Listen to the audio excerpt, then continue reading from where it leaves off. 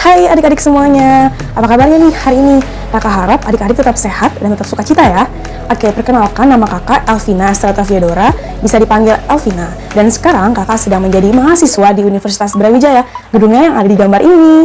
Adik-adik, ada yang tahu nggak gambar di sini itu ada apa aja? Yuk kakak kasih waktu 5 detik ya, jawab dalam hati. Oke, waktunya udah habis. Jawabannya, yes, betul banget. Yang pertama, itu gambar pembalut. Yang kedua, gambar celana dalam. Yang ketiga, gambar perempuan yang sedang sakit perut karena menstruasi. Nah, dari gambar tadi, kira-kira kita akan belajar tentang apa ya? Yap, betul sekali, kita akan belajar tentang menstruasi. Di sini, siapa di antara adik-adik yang udah menstruasi nih? Nah, bagi adik-adik yang sudah menstruasi di umur sekarang, tenang, jangan berkecil hati ya. Karena menstruasi di umur adik sekarang, sekitar 10-12 tahun, adalah umur yang normal bagi adik-adik untuk memulai menstruasi. Yuk, kita sama-sama belajar tentang bagaimana cara menjaga kesehatan atau kebersihan perineal pada saat menstruasi, atau biasa disebut dengan perineal hygiene saat menstruasi. Simak video ini sampai akhir. Oke, ada banyak nih pertanyaan yang muncul saat kita ingin belajar tentang kesehatan menstruasi. Yang pertama, apa sih perineal hygiene itu? Yang kedua, bagaimana ya cara kita menjaga kebersihan atau perineal hygiene saat menstruasi? Lalu yang ketiga, kalau kita tidak menjaganya, resiko penyakit yang bisa muncul apa saja ya? Lalu yang keempat, bagaimana tindakan preventif atau pencegahan supaya resiko penyakit tadi bisa atau tidak terjadi dalam kehidupan kita. Yang pertama, apa sih perineal hygiene itu? Perineal hygiene adalah sebuah perilaku untuk menjaga kebersihan serta kesehatan organ kewanitaan pada saat menstruasi. Apa saja sih contohnya? Seperti mengganti pembalut secara rutin, lalu menggunakan celana dalam yang bahannya menyerap keringat seperti katun, lalu rutin membersihkan diri atau personal hygiene, dan sebagainya. Lalu selanjutnya tentang menstruasi. Kira-kira proses menstruasi itu seperti apa sih? Yuk kita simak video berikut ini. Mula-mula, hormon estrogen pada tubuh wanita akan meningkat. Hal ini membuat dinding rahim tumbuh dan menebal. Pada saat yang bersamaan dengan dinding rahim yang menebal, sel telur akan mulai matang di dalam ovarium. Dan saat sudah matang, sel telur akan meninggalkan ovarium menuju ke rahim melalui tuba fallopi. Jika sel telur ini dibawahi oleh sel sperma, ini akan terjadi hamil.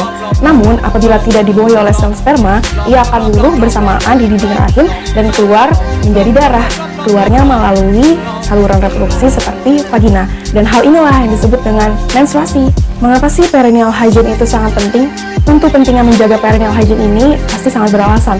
Karena di Indonesia sebanyak 62% wanita sudah mengalami keputihan dan bahkan infeksi yang terjadi dalam vaginanya. Remaja perempuan juga memiliki kerentanan yang sangat tinggi untuk mengalami infeksi itu sendiri, dikarenakan mukosa vaginanya masih atrofi dan juga tipis. Sehingga apabila tidak menjaga kebersihan dengan baik, seperti menggunakan celana dalam yang tidak menyerap keringat atau tidak rutin mengganti pembalut dan sebagainya, hal ini akan memicu pertumbuhan bakteri ataupun jamur, sehingga ini akan menyebabkan daerah reproduksi seperti vagina akan teriritasi dan mungkin saja terkena infeksi. Penyebab permasalahan ini tentunya disebabkan oleh kurangnya pengetahuan serta keterampilan remaja perempuan itu sendiri, dan juga didukung oleh ketidakpedulian dari lingkungan sekitar seperti keluarga, guru, tenaga kesehatan, karena dinilai pembelajaran ini masih tabu, sehingga ini akan berakibat remaja perempuan itu sendiri akan melakukan tindakan-tindakan yang pada ujungnya akan membahayakan dirinya sendiri. Oleh karena itu, yuk kita sama-sama belajar bagaimana sikap yang benar untuk menjaga kesehatan serta kebersihan organ genitalia saat menstruasi. Yang pertama, yaitu memakai pembalut yang bersih dan memakai pembalut dengan posisi yang tepat. Apabila tidak memakai pembalut yang bersih, ini akan memicu jamur ataupun bakteri untuk menetap di organ genitalia, sehingga ini akan menyebabkan organ genitalia lebih rentan untuk terinfeksi, seperti mengalami rasa gatal dan sebagainya. Lalu, apabila tidak menggunakan pembalut secara tepat, ini akan menyebabkan kebocoran dan bahkan tembus keluar pakaian. Tindakan preventif atau tindakan pencegahannya ada dua, yaitu menggunakan pembalut sekali pakai dengan membuangnya menggunakan tisu ataupun plastik. Lalu yang kedua, menggunakan pembalut kain dengan catatan dicuci bersih menggunakan sabun serta air mengalir. Lalu sikap yang benar yang harus dilakukan, yang kedua, mengganti pembalut secara teratur. Apabila pembalut sudah penuh dan tidak diganti secara teratur, hal ini akan menyebabkan iritasi pada organ genitalia, dan ini akan menyebabkan infeksi itu mudah terkena di organ genitalia remaja perempuan. Berikut adalah gambar himbauan untuk adik-adik ataupun remaja perempuan yang sedang menstruasi untuk mengganti pembalut secara rutin. Dianjurkan sebanyak 3-4 jam sekali atau 4-6 kali dalam sehari. Dapat dilakukan saat mandi pagi, saat sekolah, pulang sekolah, saat mandi sore, sebelum makan malam, dan juga sebelum tidur. Lalu yang ketiga, yaitu tidak memasukkan bahan seperti kain ataupun bantalan ke dalam vagina. Hal ini tentunya sangat beresiko karena akan memicu atau mengundang bakteri ataupun virus dapat masuk ke dalam saluran reproduksi seperti rahim ataupun vagina.